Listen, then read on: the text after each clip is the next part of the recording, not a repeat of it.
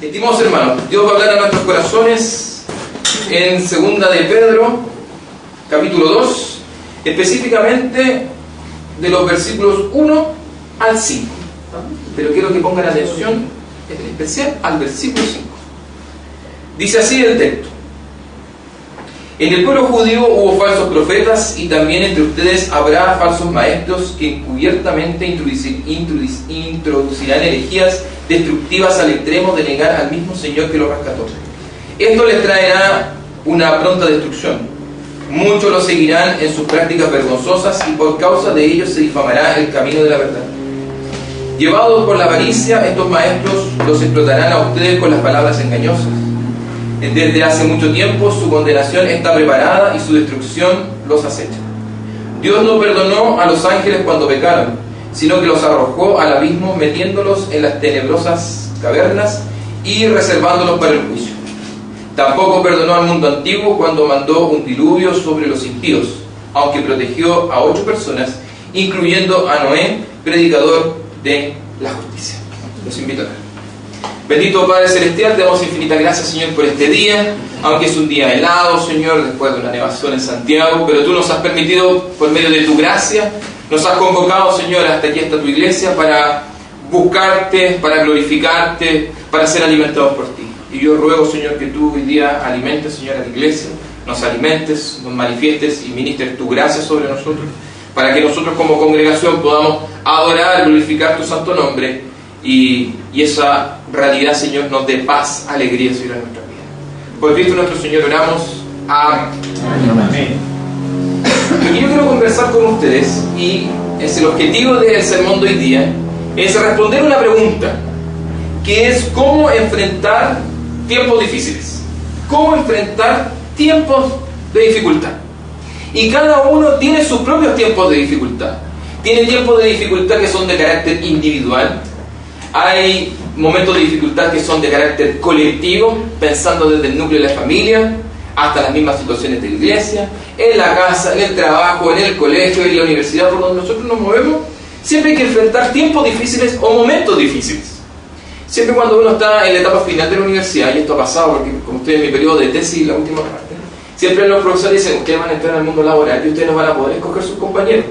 Porque en la universidad uno escoge con quién juntarse, quién hacer su grupo. Tiene 4 años, 5 años, 6 años, depende de la carrera, 8 en alguna, para poder sociabilizar y para poder decir que con este tengo fiato, con este me voy a vincular, y después terminan los procesos de tesis más o menos de esa misma forma.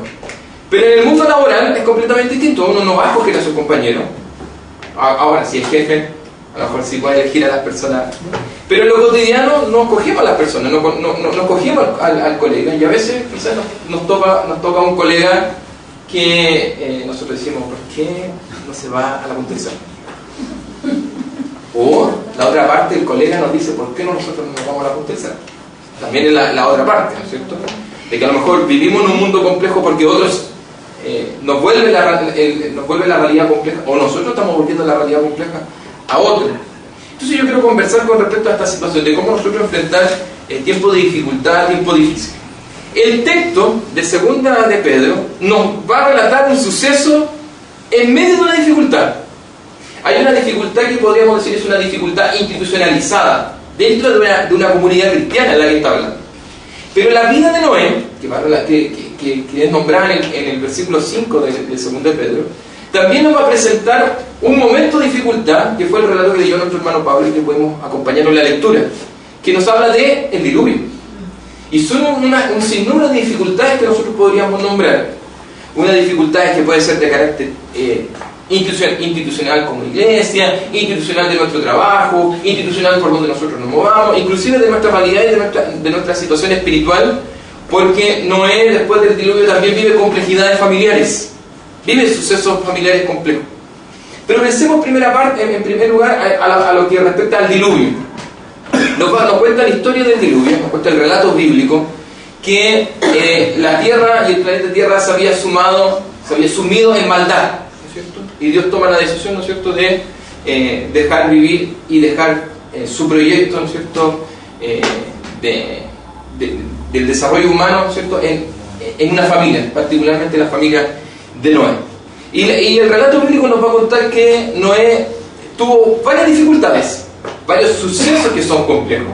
Y hay un gráfico que a mí me gusta mucho. Hay la película de la Biblia, hay una película que se llama La Biblia, que es de Dino De Laurentiis, y que es bien antiguo, casi siempre la transmitían para Semana Santa. Lo que no me gustaba de esa película era que eran 10 minutos de crédito, y era el formato antiguo. Primero estaban los créditos de las películas, y después empezaba la película. Salía director, actores. Hoy ya todo aparece al final, ¿no es cierto? Y nadie lo ve, porque depende de algún cine, yo no sé. Pero en esa película aparece una escena bien interesante, porque es una escena donde Dios llama a Noé. Y dice, Noé.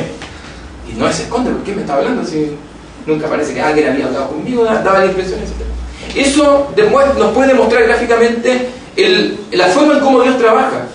Porque es Dios quien buscó a Noé y fue Dios quien llamó a Noé. En lo particular del texto de Génesis.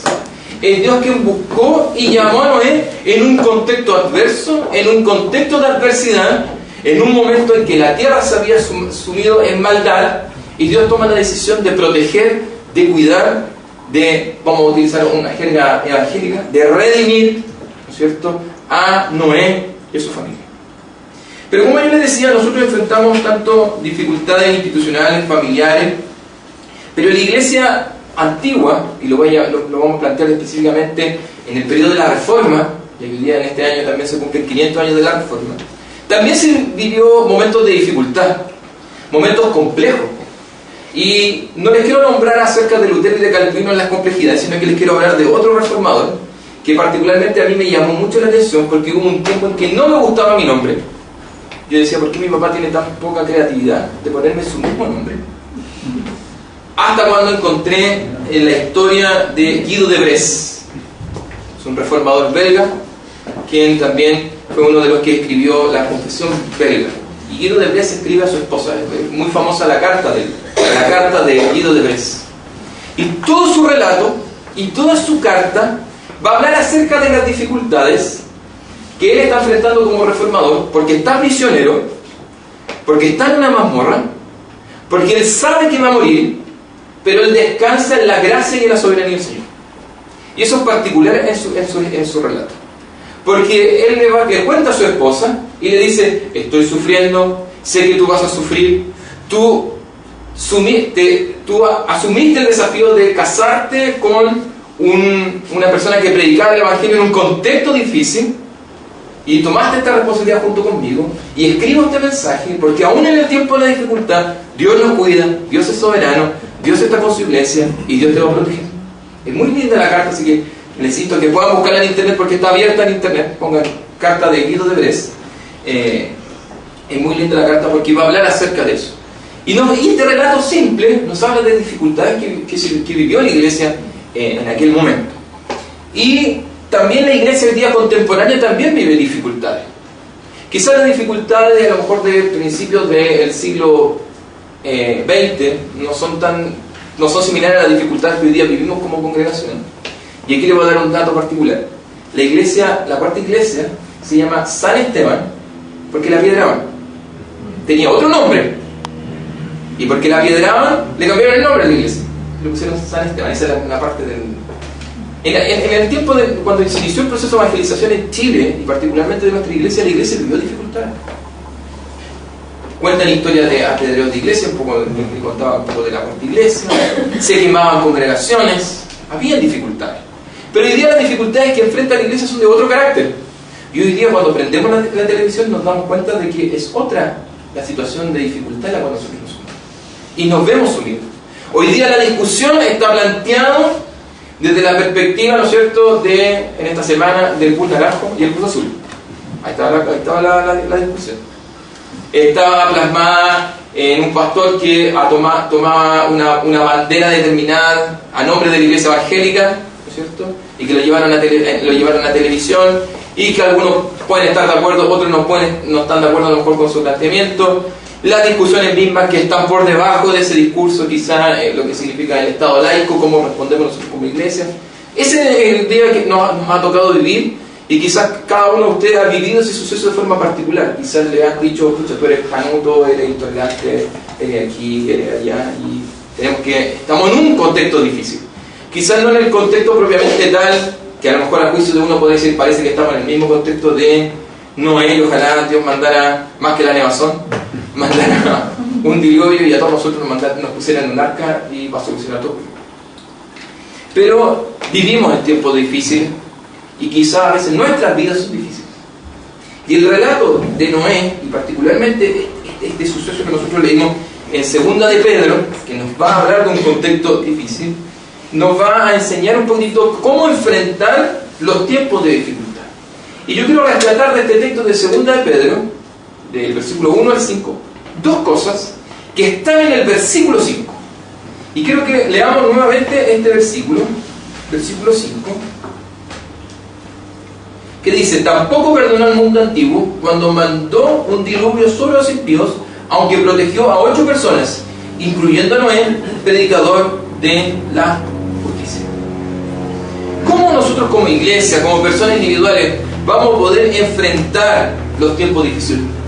¿Qué cosas, qué principios básicos, qué principios fundamentales que van a determinar todas nuestras otras decisiones, que van a determinar todo lo que vamos a hacer después? Son dos cosas que yo quiero rescatar. La primera es que es muy importante y vital comprender, entender que la salvación solamente viene por medio de Dios. Que la salvación solamente viene por medio de Dios. El texto bíblico, específicamente los que tienen la Reina Valera del 60 y otras traducciones en la Biblia, nos van a denotar en el relato de Génesis, que leyó nuestro hermano Pablo, que Noé era varón justo en su generación. Y el relato de la NBI nos dice que guardó, cuidó a Noé y a su familia y los puso en el arca. Y hay la canción de un cantante cristiano que dice: este es el arca de salvación que el Señor diseñó, creo que decía. Y han hecho obras de teatro con respecto a esa alabanza. Bien interesante.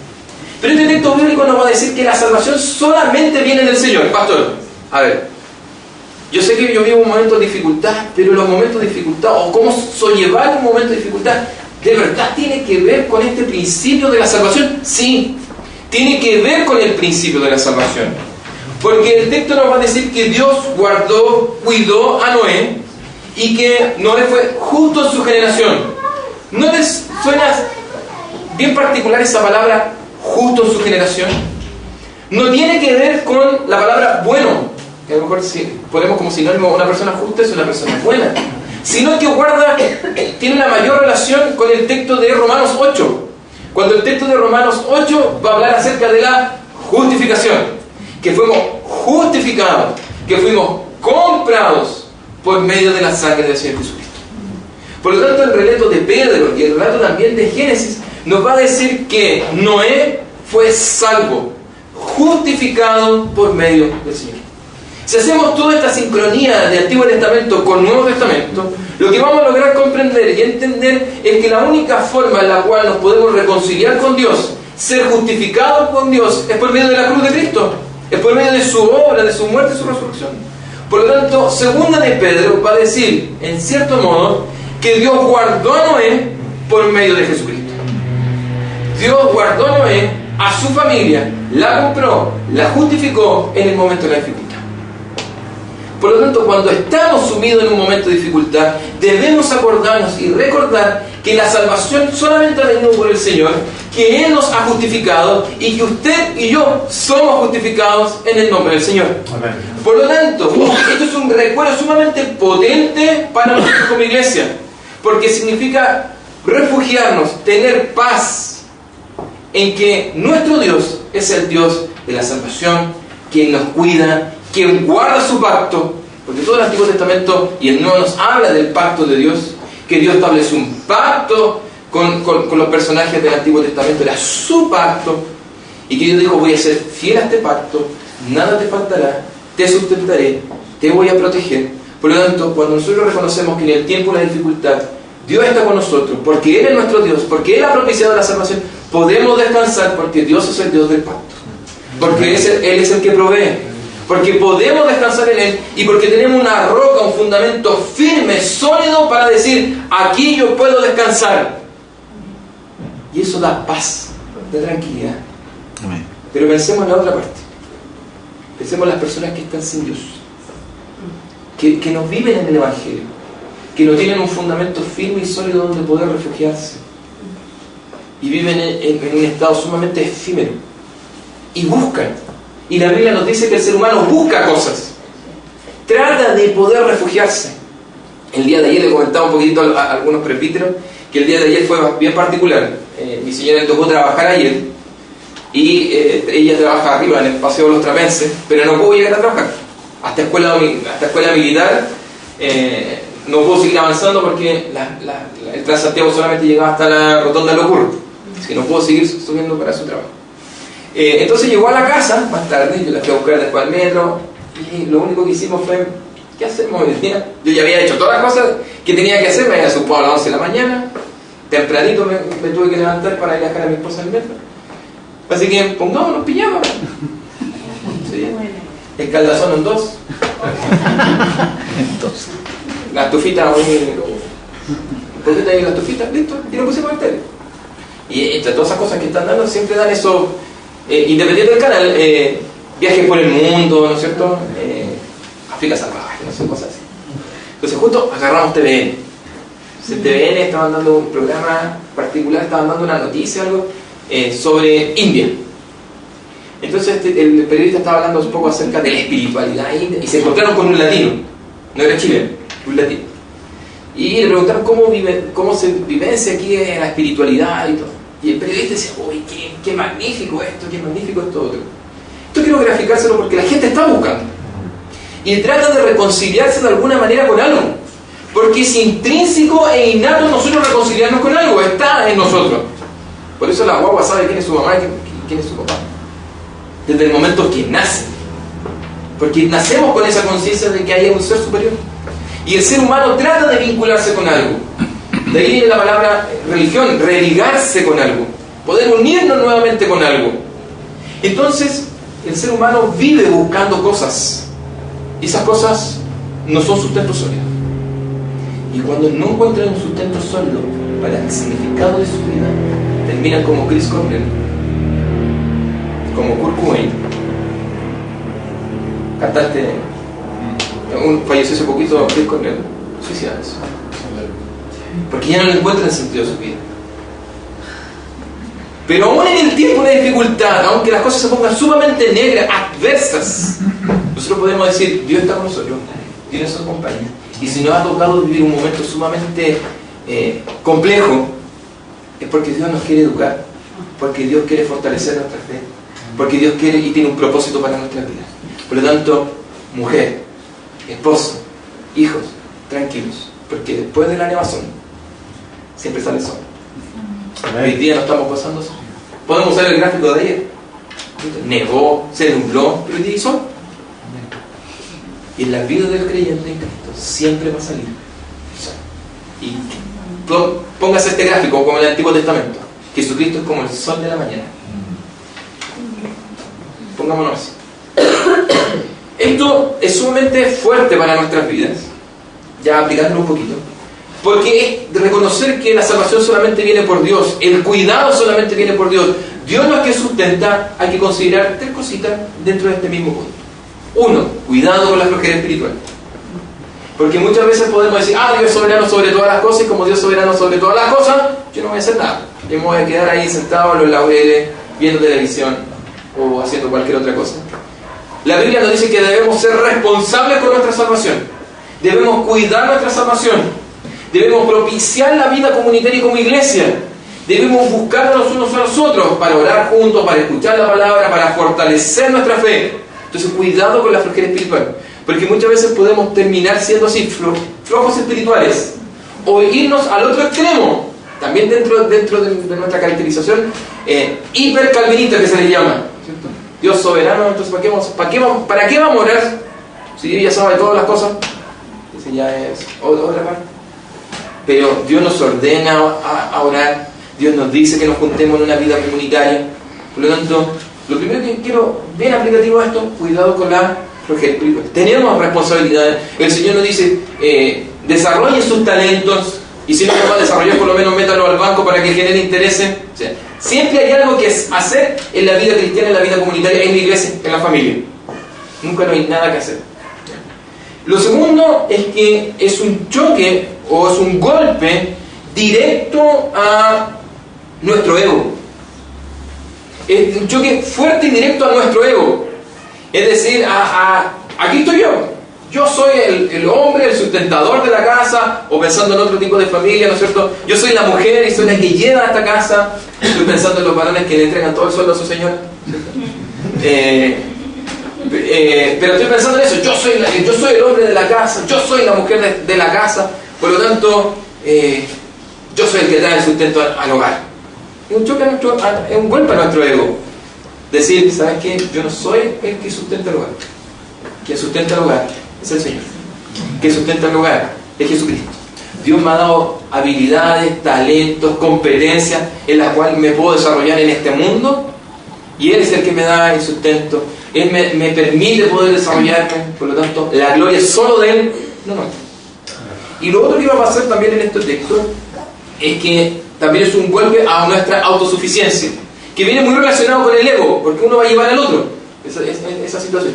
Pero la autosuficiencia en el hecho de decir, yo soy autosuficiente, yo no necesito de nada, de nadie para cumplir mis objetivos. Inclusive, Dios, yo no necesito de ti. Yo te necesito en la iglesia, pero yo no te necesito en mi empresa. Yo no te necesito en el colegio.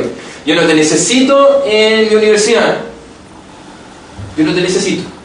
Que en cierto modo es el discurso de la oveja perdida.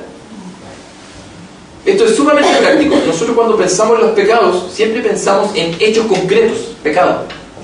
Pero el Señor nos dice que los pecados nacen antes de que se ejecuten como hechos concretos. Son parte de lo que está en nuestro corazón, son parte de nuestras motivaciones. Entonces hay motivaciones en nuestros corazones que son pecaminosas, que están determinados por pecados que están en lo más profundo de nuestro corazón, que nosotros no nos damos cuenta. Porque cuando esto lo he dicho en alguna iglesia, le pregunto, ¿cuál es el pecado de la oveja perdida? Y me dicen, que desobedeció, que se fue. Pero eso es un hecho. Algo motivó el corazón de la oveja perdida. Súper simple, es una frase coloquial que se usa en todos lados: siempre el pasto del vecino es más verde. Hasta cuando usted llega al pasto del vecino y se da cuenta que tiene las mismas champas que usted tenía. Las mismas champas de pasto. Los mismos hoyos, los mismos. Lo mismo pasó con la oveja perdida. Dijo, parece que el pasto del vecino es mucho más verde que la mía. Y comencemos a vagar, a caminar buscando alimento en otro lado. Autosuficiencia. Yo no confío en el pastor. Yo no confío en el pasto que Él me está dando. Y cuando pensamos en este texto, en este momento de las dificultades, cuando decimos que la salvación solamente viene del Señor, es reconocer que nosotros no somos autosuficientes. Necesitamos de otros inclusive, pero principalmente necesitamos de la gracia del Señor. De ahí viene el segundo punto que quiero conversar con ustedes, que nos lleva simplemente a este hecho de reconocer que la salvación solamente viene del Señor, en el cómo enfrentar los tiempos difíciles. En segundo lugar, que enfrentamos los tiempos difíciles por medio de la predicación del Evangelio. Enfrentamos los tiempos difíciles por medio de la predicación del Evangelio. No tan solo reconocer que el Señor es nuestro Salvador, sino predicarnos el Evangelio. Es interesante este relato, porque quizás yo me hice esta pregunta: ¿qué hacía Noé en el arca? ¿Qué hacía Noé en el arca? Y siempre tengo esta figura de la película La Biblia de Dino de Laurentiis, porque muestra que los animales bramaban, hacían sus propios sonidos, y ahí mostraban a Noé con su familia trabajando dentro del arca. Pero yo siempre me hice esa pregunta: ¿la Biblia relata propiamente tal qué es lo que hacía Noé en el arca? Y uno se pregunta, y llovió 40 días, 40 noches, mandó una ave con una ramita, una no volvió, la otra volvió. ¿Qué hizo Noé en el arca? Obviamente que Noé tuvo que cumplir su responsabilidad. ¿Quién iba a limpiar el arca, a atender a los animales? Había que darles de comer, ¿no es cierto? Por 40 días, darles agua, de beber, etcétera, etcétera. Pero el texto de 2 de Pedro nos dice qué hacía Noé en el arca. Y dice que Dios guardó a Noé. La Reina Valera dice, guardó a Noé con otros 7. La NB dice con 8, obvio. Y lo incorporó ahí. Y uno dice que era pregonero de la justicia y el otro dice que predicaba la justicia. Mira qué interesante. ¿Se acuerdan de lo que yo les decía anteriormente? Que era justo en su generación, que tenía relevancia con el texto de Romanos 8, que fue justificado. ¿Qué es lo que hacía Noé en el arca en el momento de la dificultad? Predicaba el Evangelio. Y reunía a su familia para predicar el Evangelio, para predicar acerca de la gracia del Señor, para predicar acerca de este llamado y esta búsqueda que Dios hizo, para predicar y hablar acerca de esta salvación, esta reconciliación, para hablar acerca de la justificación. Eso hacía Noé en el arca. Eso hizo en el arca. No tan solo se preocupó de las responsabilidades cotidianas que cualquiera de nosotros puede tener en el trabajo, universidad, en la familia, en la casa, sino que también se preocupó de predicar el Evangelio, predicarse el Evangelio a sí mismo como predicar el Evangelio a los otros. Esto es sumamente fuerte, porque yo les decía que no es egoísta Noé, sino que conversa acerca de la gracia con otro, y Noé anuncia la gracia y predica a su familia. Esto es interesante, porque en el tiempo de la dificultad no podemos callar el Evangelio. Y nosotros lo que hacemos generalmente en el tiempo de la dificultad es callar el Evangelio.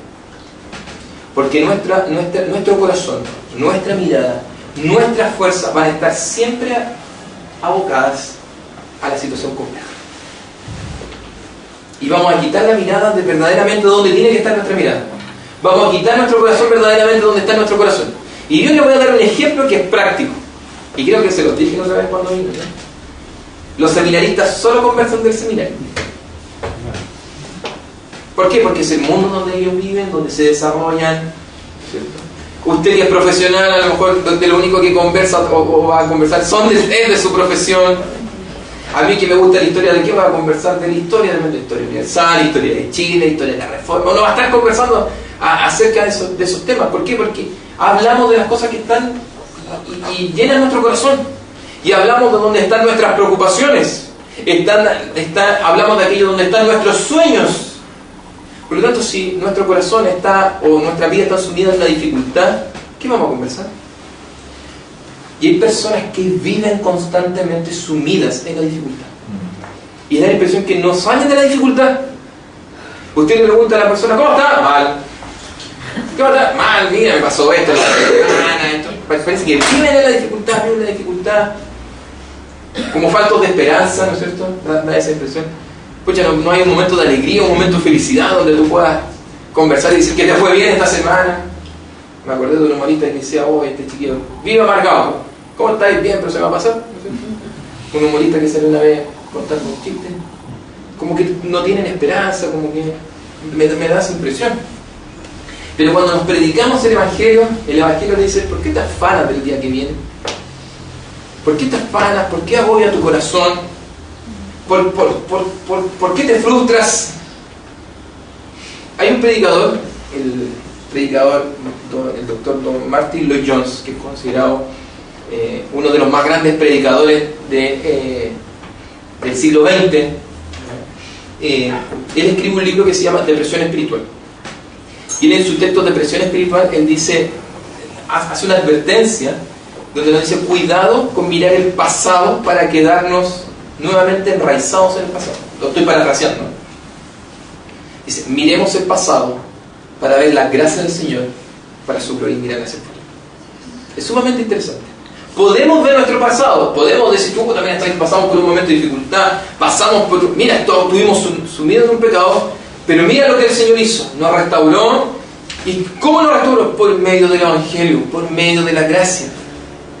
Por lo tanto, para enfrentar el momento de la dificultad hay que hacerlo por medio del Evangelio, porque el Evangelio es quien fortalece las vidas y nos dice, hay esperanza, hay solución al conflicto, a la dificultad.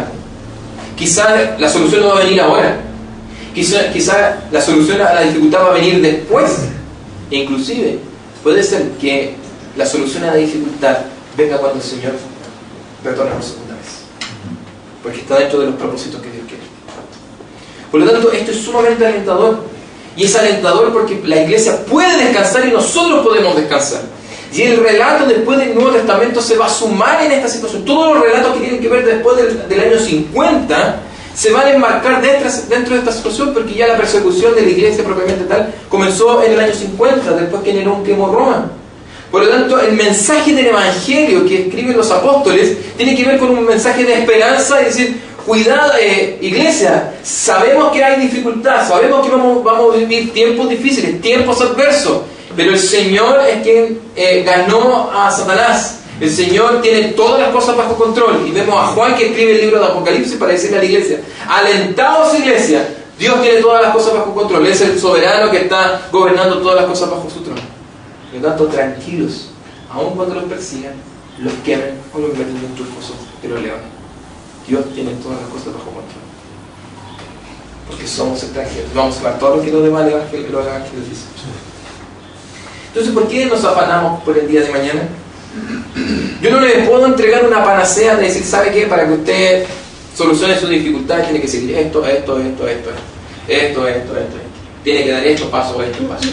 Pero sí, mi labor es entregarle también a ustedes el principio básico y fundamental en donde como iglesia y como personas individuales nos podemos enraizar para decir, ¿sabes qué? Aquí hay solución, aquí puedo descansar, aquí hay paz, aquí hay tranquilidad. Y a manera de conclusión, varias cositas que debemos rescatar a manera de conclusión de estos dos puntos que nosotros vivimos. Que lo primero que nosotros debemos reconocer es que la salvación es hecha solamente por Dios a través de la forma y la metodología que Dios utiliza. Dios nos busca, Él nos llama, Él nos reconcilia. Es un principio regulador durante todo el Antiguo Testamento y durante el Nuevo Testamento. Dios le pregunta a Adán, ¿dónde estás tú? Dios buscó a Adán, Dios llamó a Adán. Génesis 12 con Abraham, es Abraham quien buscó y llamó a Abraham. El relato de Noé ya lo dije. Y así sucesivamente con el rey David. Dios busca y llama a David a través del profeta Samuel. Es Él que lo busca, es Él que lo llama. Y en el Nuevo Testamento es el Señor Jesucristo el quien le dice a los apóstoles y los busca y los llama. Te voy a hacer pescador de hombres. Es Él que se llega a Mateo y le dice, ¿sabes qué? Deja todo lo que estás haciendo ahí, ven y sigue. Es Él el que hace esta forma. Por lo tanto, cuando nosotros vemos esta realidad de las dificultades y hablamos un poquito de los puntos de que la salvación solamente viene del Señor y predicarnos el Evangelio, es entender también que el Señor es el único que puede justificarnos y reconciliarnos con Dios. Lo otro que yo les decía, que es un golpe a nuestros pecados, específicamente al orgullo y a la autosuficiencia y cualquier otro pecado que es similar.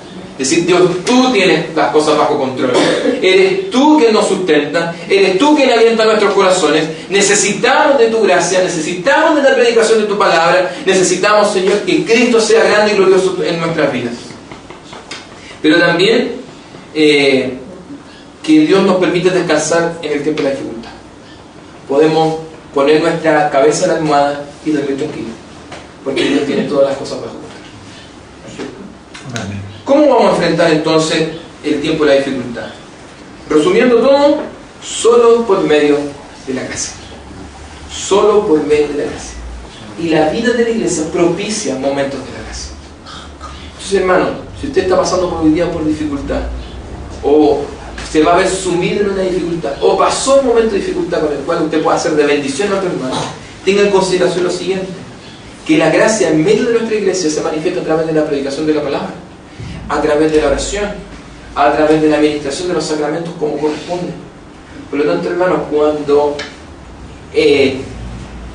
todos los domingos debiésemos venir a la iglesia, todos los domingos debiésemos participar en la actividad de la iglesia donde se predica el Evangelio, donde oramos juntos de forma comunitaria y donde se manifiestan también los sacramentos. Porque dice el Señor que de esa forma Él manifiesta gracia a su iglesia, poder a su iglesia. Y por último, es confesar nuestros pecados para volvernos al Señor, para manifestar su gloria, adorar al Dios soberano, para que Él alce su rostro sobre nosotros y nos dé paz. Amén. Que el Señor nos bendiga, nos guarde y los invito a orar. Bendito Padre Celestial, toda la gloria, Señor, es tuya, y confesamos, Señor, como iglesia nuestros pecados de ego, autosuficiencia y cualquier otro pecado similar que nos aleja completamente de ti. Míranos, Señor, con tu gracia, alimentanos, Señor, como iglesia, y que en el tiempo de la dificultad, en el tiempo, Señor, en el cual se viene el momento difícil, nosotros podamos, Señor, a través de tu palabra, Señor, refugiarnos en ti, comprendiendo que tú eres, Señor, quien gobierna todas las cosas, porque eres quien propicia la salvación de nuestras vidas, de nuestra familia, de esta congregación. Y también, Señor, que por medio de la palabra somos fortalecidos, primeramente para glorificar tu santo nombre, pero también porque alienta y alimenta nuestros corazones. Gracias, Señor, por esta iglesia, que tu mano, Señor, tu bendición la bendiga en cada momento. Queremos, Señor, ver tu gracia, queremos ver tu gloria, y permítenos, Señor, que esta semana, desde esta predicación, tú te glorifiques, Señor, en todo lo que hagamos. Amén. Y que como congregación, personas individuales, veamos tu gloria en cada uno. Por Cristo nuestro Señor oramos. Amén. Amén. Amén. Que el Señor los bendiga.